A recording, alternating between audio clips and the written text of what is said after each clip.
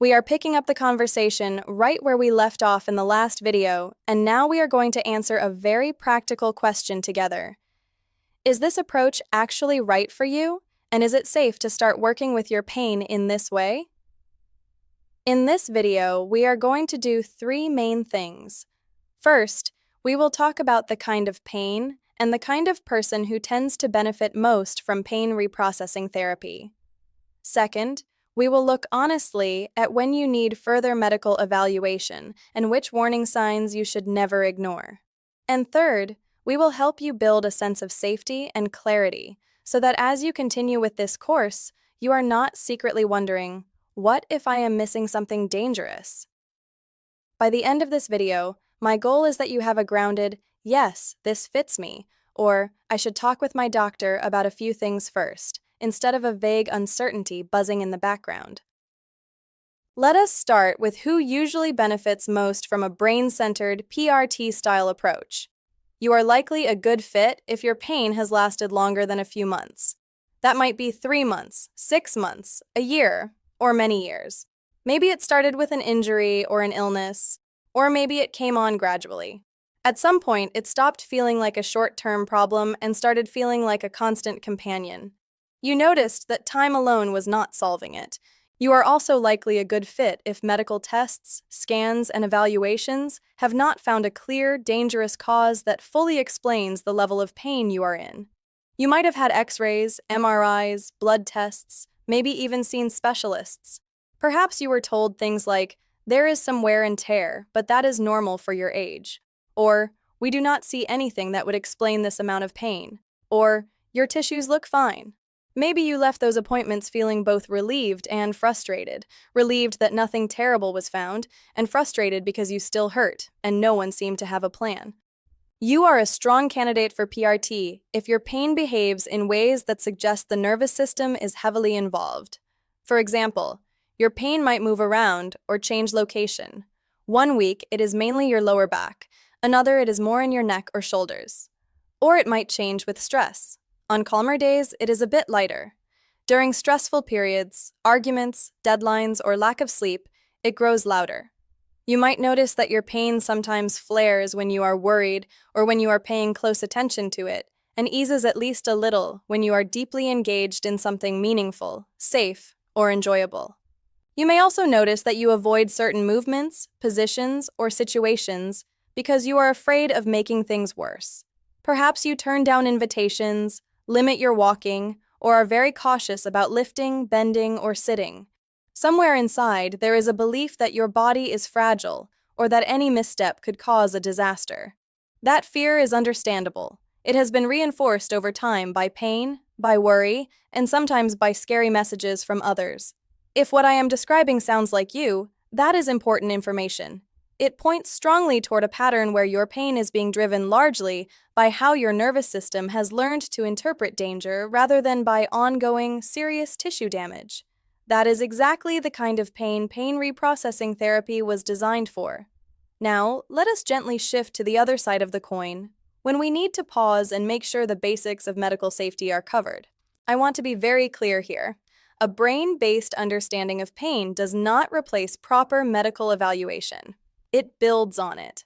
Before you fully commit to retraining your pain system, you deserve to have reasonable confidence that there is no untreated, serious condition being overlooked. So here are some red flag signs and symptoms that usually mean you should speak to a doctor, or if they are severe or new, seek urgent medical care. If you have been losing weight without trying, and you cannot explain why, that is important to get checked. If you have ongoing fevers, chills, or night sweats that are not related to an obvious infection like the flu, that is also a sign your body may be fighting something more serious, and it is wise to talk with a physician. If you have new or worsening weakness in your arms or legs, such as suddenly dropping things, dragging a foot, or feeling like your legs are giving way, that is something to take seriously. Likewise, if you notice changes in your ability to control your bladder or bowel, like difficulty starting, stopping, or a sudden loss of control, that is not something to ignore. If you have a history of cancer and you are experiencing new, unexplained, and persistent pain that is different from anything you have had before, especially if it is severe at night or not related to movement. That is a reason to see your doctor and make sure nothing has changed. Severe, sudden, unusual headaches, chest pain, shortness of breath, or pain that wakes you up and will not let you sleep night after night, no matter what position you try, are also situations where it is better to be checked and reassured than to guess. These examples are not meant to scare you. Most of the time, especially if you have been thoroughly evaluated before, chronic pain like yours does not turn out to be something dangerous. But it is part of good, compassionate care to say clearly, if any of these kinds of red flags are present and have not been evaluated, please make that a priority. You deserve to know where you stand. You might be thinking, I have had pain for years. I have been to multiple doctors. They have done tests and told me there was nothing dangerous. If that is the case, that is actually good news for our purposes here. It means you probably already have your safety foundation. The missing piece has not been more scans or more pills, but a new approach to how your nervous system is functioning.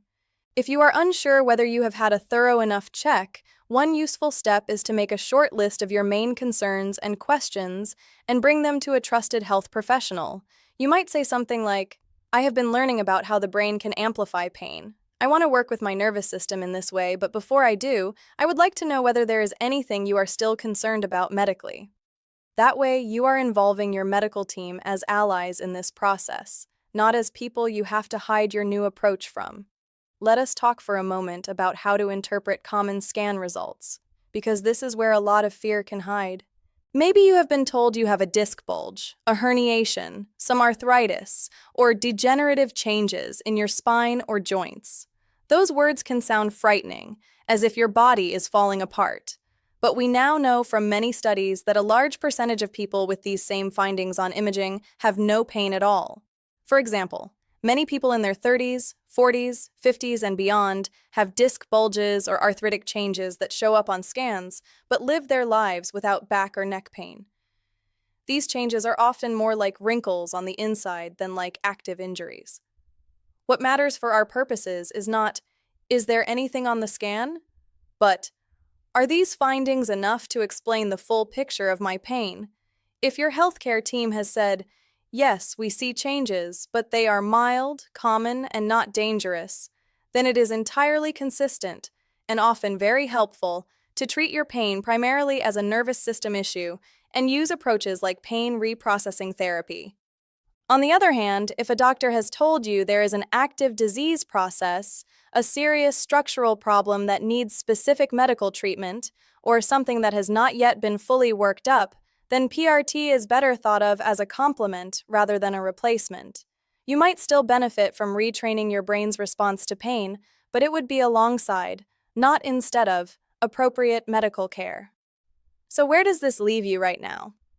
If you are resonating with the description of nosoplastic, overprotective pain, and if you do not have any of the red flag signs we talked about, or they have already been evaluated and cleared, then you are exactly the kind of person this course is for. You are not making a mistake by focusing on your nervous system. You are finally addressing the main driver of your symptoms. If you have some doubts, that is also okay. You might be thinking, I do not have any major warning signs, but I feel nervous about relying on this approach. Let that nervousness be there. You do not have to get rid of it in order to continue. What you can do is let it motivate you to have one more clarifying conversation with a doctor if needed, and then come back to this work with more confidence. Now, I want to talk about safety on another level, emotional and psychological safety. Working with pain from a brain-based perspective can bring up a lot of feelings. You might feel relief because the idea of an overprotective nervous system makes sense and explains things your old model could not. You might also feel anger that no one explained this to you earlier, or sadness about lost time and lost opportunities. You might feel vulnerable as you start to explore fear, avoidance, and long-held beliefs about your body. These reactions are all normal. In some ways, beginning this journey is not just a physical process, but a story process. You are starting to rewrite the story you have been living inside. From my body is broken and I am stuck, to my system is overprotective and I can help it learn new patterns. Because this is big inner work. I encourage you to consider who can be part of your support team. That might include healthcare professionals, but it can also be a partner, a friend, or a therapist. You do not have to tell everyone about what you are doing. Sometimes it is enough to have one or two people who understand that you are taking an active role in your recovery and who can listen without judgment. It can also help to think about how you will respond to moments of doubt or fear that arise as you practice. For example, you might decide ahead of time that when a fear thought shows up, you will say to yourself, "It makes sense that I am scared. I have been through a lot, and I am also learning new information about my pain. I can check in with my doctor if needed, but right now I am safe enough to practice." That kind of internal dialogue is part of how you build safety from the inside out. Some people worry that if they accept a brain-based model of their pain, others will take them less seriously. You might have had the experience of someone saying, "It is just stress," in a way that felt dismissive or shaming. Let us be clear, that is not what we are doing here. We are saying that your brain and nervous system are doing too good of a job at protecting you, and that this overprotection is happening at a biological level that is just as real as any other physical process. You are not being dramatic. You are living in a body whose alarm system has been rewired by experience. Recognizing that does not make your pain psychological in the casual, minimizing sense. It makes it deeply human. Brains and bodies respond to danger, injury, illness, loss, and stress by adapting.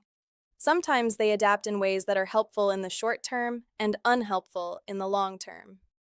Pain reprocessing therapy is about guiding that adaptation in a healthier direction. As we move into the next parts of the course, you can think of yourself as building a new foundation made of two things: knowledge and safety. The knowledge is what we have been developing in these first videos.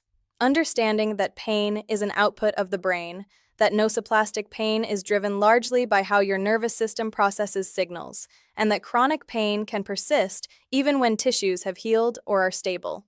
Knowing that red flags exist and that you can and should seek help if they appear gives you clarity instead of vague dread. The safety is both external and internal. Externally, you make sure that any serious conditions have been ruled out or are being treated appropriately. Internally, you begin to relate to your pain, your thoughts, and your emotions in a way that says to your brain, "I hear you. I understand why you are protecting me so strongly, and I am also here to help you calm down." In the next videos, we will start to learn the core skills of pain reprocessing therapy that will give that calming message to your nervous system in very direct ways. You will learn how to observe pain with curiosity, how to gradually approach movements and situations that have scared you, and how to shift your expectations so that you are no longer measuring your worth or your progress only by the number on the pain scale. For now, I invite you to take a small, practical step. After this video, you might take 5 or 10 minutes to reflect on two questions. First, what have my doctors already ruled out or reassured me about? Write down whatever comes to mind, even if it feels small. Second, are there any symptoms or fears that still feel like red flags to me? If there are, consider making a note to bring those to a healthcare professional. Sometimes, simply planning to ask can reduce the background anxiety in your system. If you do that, you will be turning this video from information into action. You will be strengthening your foundation, and you will be sending a powerful message to yourself. I am taking my pain seriously, and I am also open to a new way of changing it. You have already come a long way just by exploring these ideas. It takes courage to question old stories, to face fears about your body, and to consider that your brain is not your enemy, but a partner that can be retrained. When you are ready, join me in the next video, where we will begin to dive into the core skills of pain reprocessing therapy itself. There, we will start the hands-on work of teaching your nervous system gently and repeatedly that many of the things it fears are, in fact, safe.